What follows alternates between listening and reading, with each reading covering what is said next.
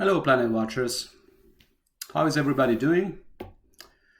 As for myself, it's really very busy and tiring, but that's okay.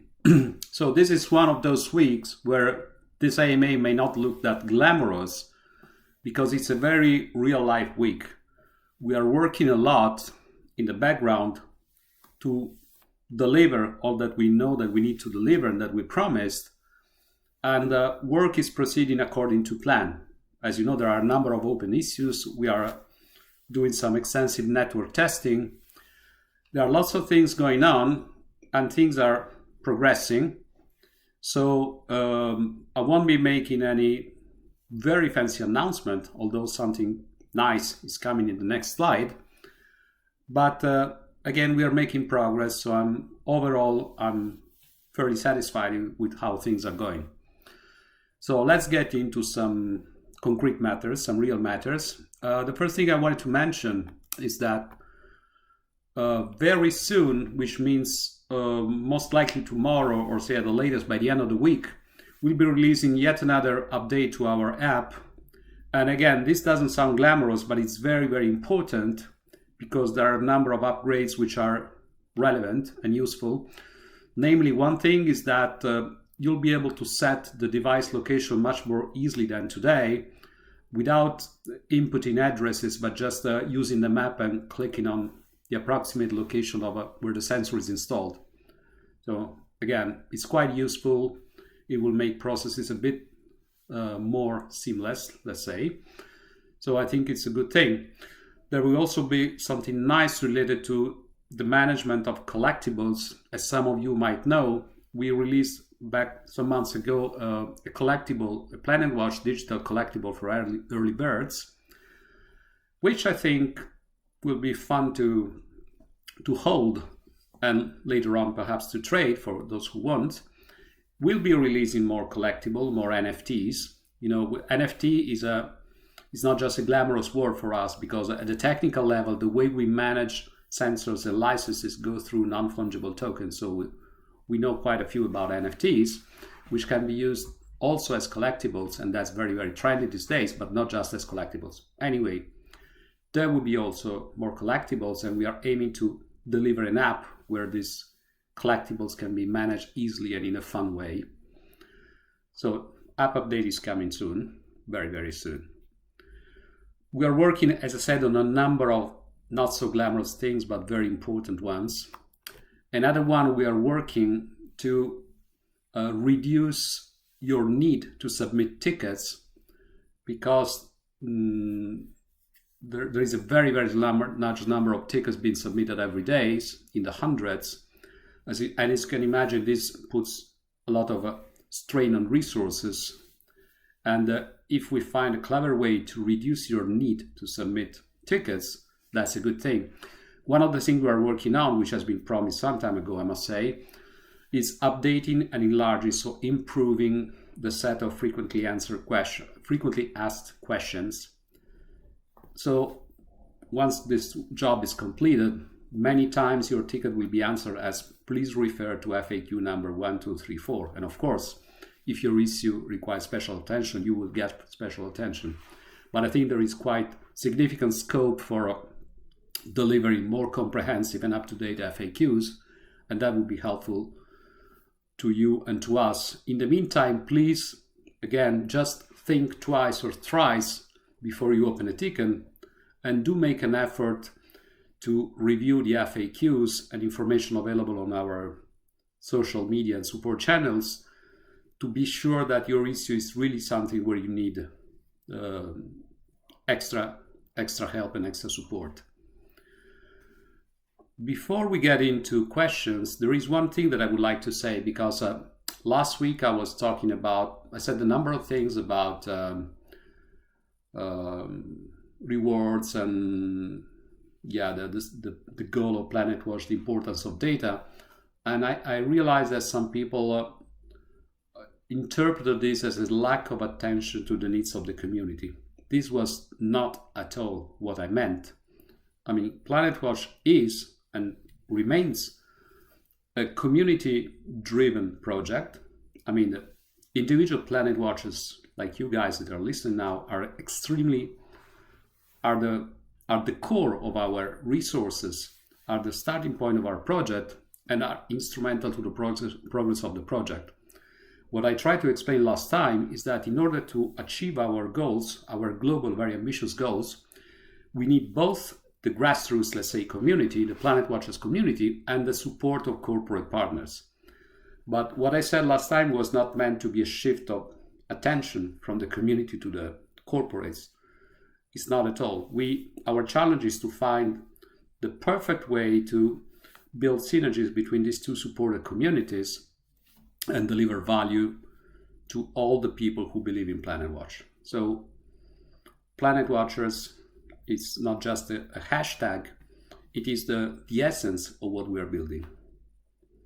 And incidentally, tomorrow I'm going to give an online seminar at CERN, and in the title I put citizen science, which is a notion which is foundational with respect to what we are doing, empowering ordinary people, not scientists, to help create science and value out of data. So that's what we are, okay? Now, to go back on Earth, let's see. Again, honestly, this is going to be short because things are really hectic around here. I decided not to repeat too often answers to questions which are recurrent. So I selected just a few questions for an answer right now. Time is very, very tight.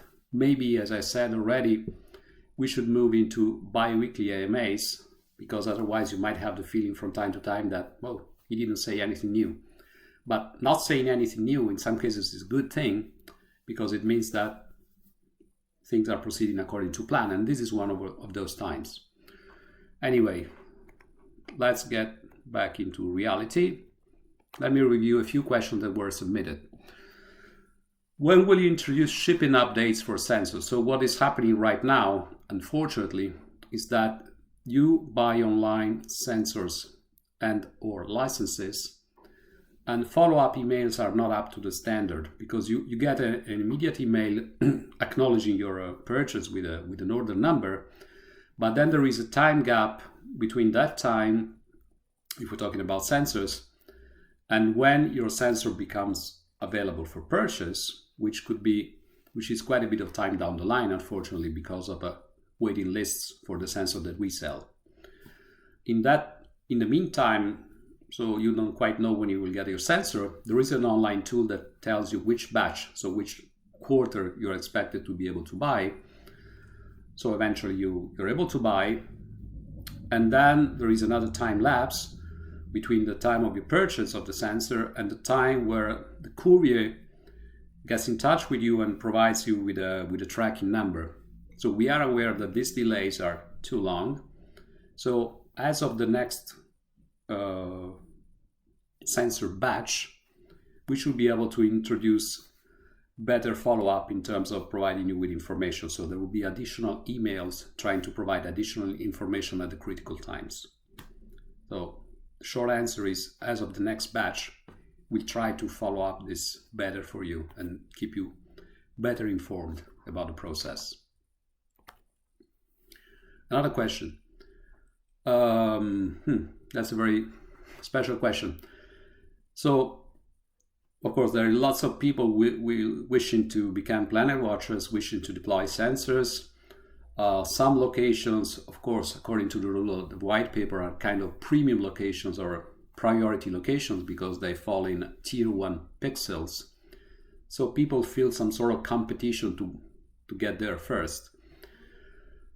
So the question is about being able to set a kind of make a booking for a location. I think, honestly, this is not in the interest of the project. It's not in the interest of anybody, really, because it will kind of pollute the atmosphere, talking about air quality, and create a stressful and unnecessary competition in a rush to gold spots, which has no real reason to exist, because the cities are very large, the world is big, all contributions are important, all spots are important, And so I don't think it's in the interest of PlanetWatch to even conceive this kind of schemes. So the answer is no. Okay, this is about data sales. As you know, as the white paper explains, the plan is that whenever data generated by PlanetWatch sensors are sold to a stakeholder, which could be a local government entity, for example, but there are also other scenarios, the data providers, meaning the owners of those sensors which streamed the data being sold, will benefit by receiving additional planets. This is the plan, but this will happen based on actual ownership of the actual sensors which deliver the data being sold. So it will not be a blanket distribution of planets to the whole community. It would not make sense, and it would be very, very tiny anyway, so it would not add a lot of value. So once again, to make a long story short, if there are 100 sensors in a city, outdoor sensor for example, which deliver a data set which the local mayor finds useful, so we can sell that data set to the mayor, the proceeds of the sale, a fraction of the proceeds of the sale, will go to the owners of those 100 sensors which are based in that city and are providing relevant data. This is the only way which makes sense in the framework of our project. So, so far it's been quite short, and as I said, it's gonna indeed be short because I don't think I can review additional questions. Again, we do get lots of questions, but some of them honestly are the same week after week. So I don't think it's a good use of my time and your time just to go over them all over again. What I can encourage you to do is to review also previous AMAs. You don't need to go through the whole video because we are trying to split topics in chapter. There is our new communication person in PlanetWatch. She's very efficient and she's making a number of improvements in the way we communicate. So on one hand, there will be a blog post summarizing what I just said. On the other hand, you may want to review the AMA video, but finding the topic of interest to you should be easier and easier with the new tools that we are deploying. So as a summary, we are working a lot, which is great because we are not here just to do nothing. We want to work a lot to achieve the goals of this project. Traction is very, very strong. You can see it from a number of indicators. If you just see the progress of our Twitter audience, you will see how fast it grows. And it's not just Twitter. Twitter just reflects the overall level of interest worldwide around us. We're growing fast. Keeping up with ourselves, it's challenging. Delivering a good level of service to an audience which grows this fast is challenging. But that's what we ask for. So we are up to the challenge. We are here and we are making progress. So I would say, as usual, keep watching the planet. 2022, I think, will be a great year, although a very challenging one, but it will be great in the end, and it is moving ahead nicely. So please keep staying with us, keep supporting us, keep asking questions, of course, but not necessarily via tickets. Please use all the communication channels that we provide. For example, our Telegram group has some great moderators in it, which can most of the time answer most of your questions. They're very knowledgeable and likable. So tickets should only be really a last resort when you have an issue, you have reviewed FAQs, you try to ask the question to mods, and still this is not sorted. So of course, please, at that point you're welcome to open a ticket. But remember that the more tickets are submitted, the slower replies will be, regardless of how fast we add resources. Anyway, we are going strong. Stay safe, stay healthy, stay happy, and let's keep watching the planet. Bye-bye, and see you soon.